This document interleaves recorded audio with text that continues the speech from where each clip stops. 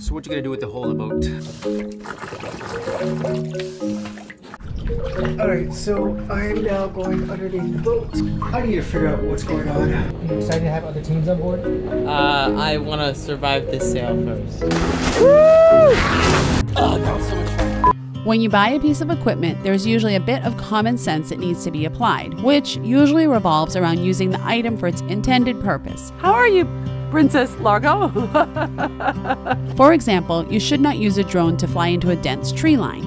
In our current situation, we've been pushing Friendship into the wind and the waves for over 2,000 nautical miles, where our sailboat is clearly not being used for its intended purpose, as it is now a motorboat with sails. We've been battling with engine problems for the last couple of days. We've been taking on water while underway for the last 1,000 or so miles, and it is driving us mad. So we've been head to wind and really banging for a good majority of this trip. And there was a little bit of water, but now there's a lot more. Join us as we return on the anchor to get a little cruiser social hour and finally figure out how a Cork can stop the issue plaguing us for weeks. Thank you so much to our patrons whose support make these episodes possible. Where we're heading to is a place called Punta de Mita, which is the furthest east place in the Bay of Banderas, which is where you go as you're heading up into the whole Sea Cortez area. We're going to stage there for, I don't know, maybe 1 or 2 days before we get good weather, because the Sea Cortez is one of the things that we've been really wanting to do since we got on this side of the Panama Canal. And tonight, we're staging a little bit of social, not for us, but for Largo. For the first time in like forever, we're going to have a whole bunch of teen boats, and it should be fun. We've never really had a lot of teenage other boat kids on board. Usually it's always been Alan and Largo being like the elder statesmen, and then the little kids, and they all seem to really get along well, but it's not the same. And so we're going to see how this one goes. Are you excited to have other teams on board? I want to survive this sail first. You want to survive the sail? It's not that bad. It's pretty bad. The typical teenage answer. It's pretty bad. There you go.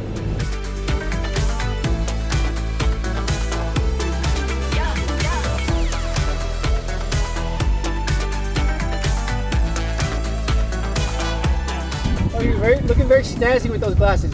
Thank you. All the other kid boats have been here. They've been on land all day long, and we're just arriving here. So we're a little late to the party. I can already see 2 boats full of kids, and we are now going to be getting our anchor spot because, well, the sun's going down, so it's about that time. We always like to arrive always during the golden hour. We don't do it on purpose. We just actually just make it happen. Isn't this light amazing? Actually, I was probably like this, and that's not good. This is probably a whole lot better. Alright, pull back. When we pull on the anchor, we're just making sure that we're not dragging, so give it about 2,000 RPMs, and if we're not moving, find in a fixed spot, and I think we're good. All right, solid. Well done, mister. Thank you. It's hard to find good grip. I lost my sea legs, guys. It was 2 weeks, 10 days on land, and then 10 days in a marina, and I got soft. 3-hour sail, and I'm like, See that? I had my pants Land on makes you soft. backwards, and I'm a Land mess. is just fat. Honestly, all that Mexican food, I don't think I look fat. I feel fat. I don't feel fat. I feel like I ate like 2,000. I feel like I got. I feel like I ate like 2,000 tacos. They're here. Oh, they're here. Okay. If there is one thing to know about us, it is that we love to be social on anchor. And if there are other kid boats around, you had better believe that it's going to be a party. And we are more than thrilled to have everyone on Friendship. Century is a... Century's like, wow, look at all the kids. We could probably let the kids go in and play a game if they wanted to. I think that's a good idea. That might Yeah, be because there's probably more space for that. We have a ton of games, so. We'll leave the edible drugs, away. And Yeah. great idea. Yeah. I think we don't have to worry about it with these kids. When they go to college, maybe. We've spotted water entering Friendship over the past few passages, and each time we see it happening, we try to find another reason why it's happening and try to remedy it. No matter what we've tried, it still seemed to show up. The only thing that has comforted us is that it only happens while underway, so it is definitely an above the waterline issue. So now that we are in an anchorage and have the time, it's time to hop in the water and get a different point of view of where the water is coming from. All right, so I'm now going underneath the boat. we have ourselves a little bit of a crack going on here, and I need to figure out what's going on. Here are scufflers, and they seem to be on okay. No issues, no change.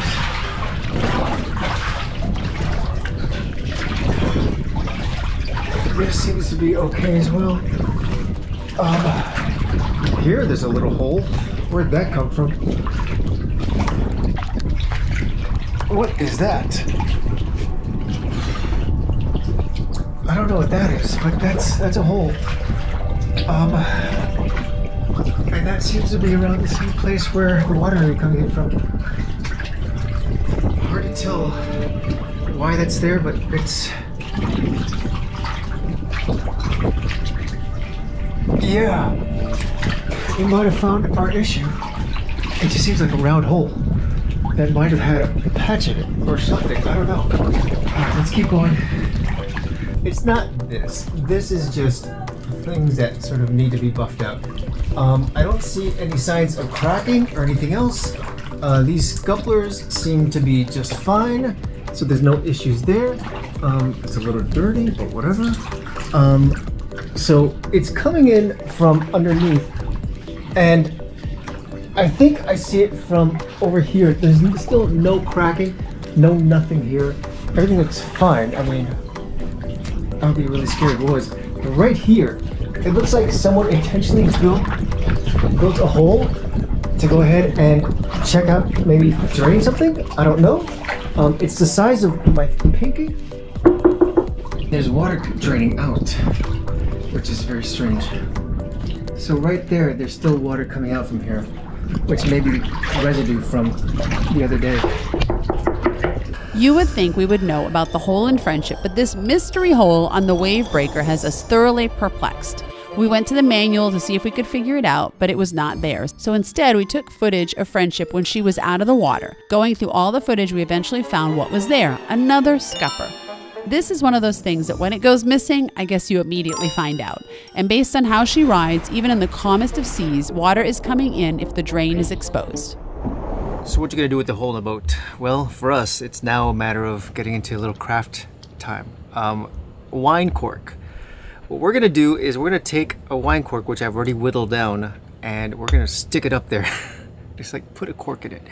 No, but seriously though, the idea is at this point, without the scupper being there, we have a choice. Either let water drain in and drain out, or just plug it up, and then when we haul out in the next month and a half, then we can go ahead and sort of remedy it, meaning put a brand new one in there. We're gonna have to order it from someone who knows how to make ones for this boat, because each one is specific to the type of boat that you have. But I think this will fit inside.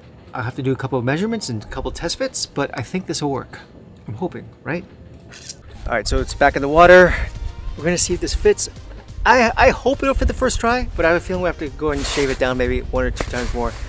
But back in with my floaties. So are you saying that if this cork doesn't work, we need to drink a bottle of wine at 10 a.m. or whatever time it is? I think we have another cork. One of our friendly neighbor boats had some extras, so we won't name them.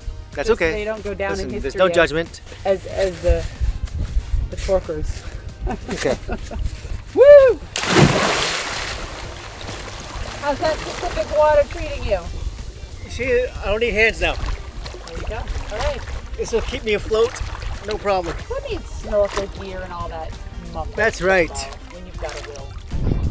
All right, this is becoming a familiar spot. Let's get a little low here. There we go. All right. So this is our hole, and this is our plug. Let's put it in there, inside. And will it fit? It will. That looks like it's gonna work.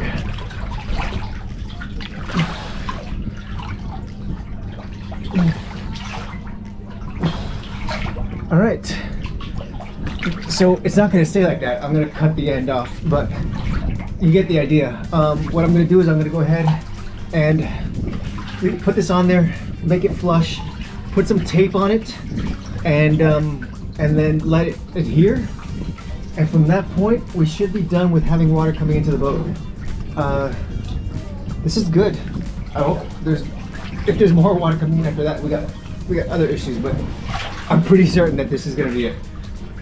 Okay, so now I've had a chance to go ahead and cut the bottom of the cork, apply the tape. I just want to give you guys a look of what you see now. I'm kind of impressed with myself. Now, I'll tell you, this was not my idea. I had to ask around, but I knew I had to cover it up, but the whole idea of the cork wasn't my idea. So thank you, Jamie Gifford from Sailing Totem. You're really awesome. But this right here is now what I have. The hole is covered, and I think that any splashing up here, any bashing up here is gonna be fine.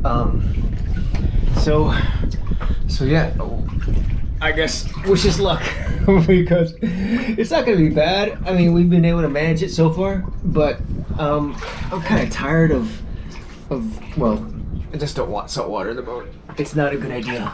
Good morning from our wonderful anchorage. There are 3 boats hanging out here, and they're now all out going playing, I guess, what boat kids do, like games in the water.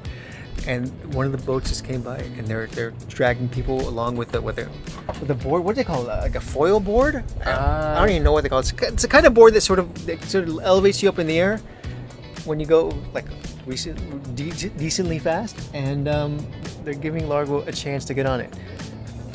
They're about to pick up Largo. Is water cold? Is the water cold? It's a little cold. So it's cold. No, it's not bad. Once you get used to it, it's okay. Cold, isn't it? Damn it, that's cold. It's okay, just jump in and you'll be fine.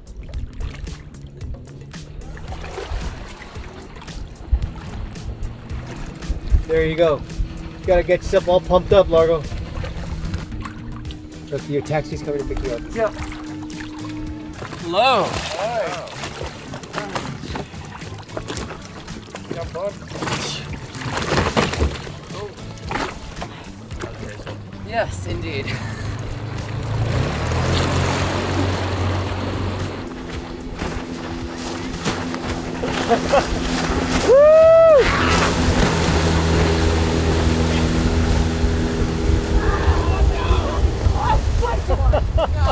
Does that scare you as a mother?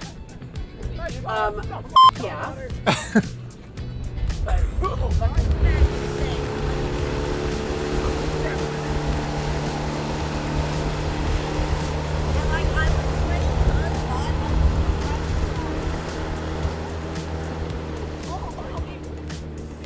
Thank you. Yeah. Other side for the ladder. Are you okay? I know. Tired? How'd that go? Oh, that was so much fun. Are you, Ellen, you still there? What? Avalon, are you still there? What are you doing? Avalon's gone. I'm on the phone with Avalon. And talking to Largo. Wait, hold on. Why is that so close to me? Largo, how was it? Ugh, that was so good. I swallowed so much seawater. Are so bloodshot. You I know. swallowed a ton of water? What? Did you just drop in with your eyes open? Yeah. So was it scared or anything? Oh my god, that was fun. Thank you so much for watching this episode and for following our family as we explore the world. Join us in the next episode where we head out to Isla Isabela, better known as the Galapagos of Mexico, where we explore the incredible wildlife. Largo! Class! Let's see if we can identify what this is. And learn the local way of lobstering. ¿Cuántas? How many do you want? Oh my God. If you have not yet subscribed to our channel, we would greatly appreciate it if you could hit the button below. Plus, another shout out to our incredible patrons who, without their support, these episodes would not be possible. Join us on Patreon for monthly chats and exclusive content. I think I have a good idea. Of what the issue is. It's not this. Shit, it's cold. It's not that bad, Largo. It's super cold. Largo, you'll be okay. And please don't use profanity because I have to edit that out.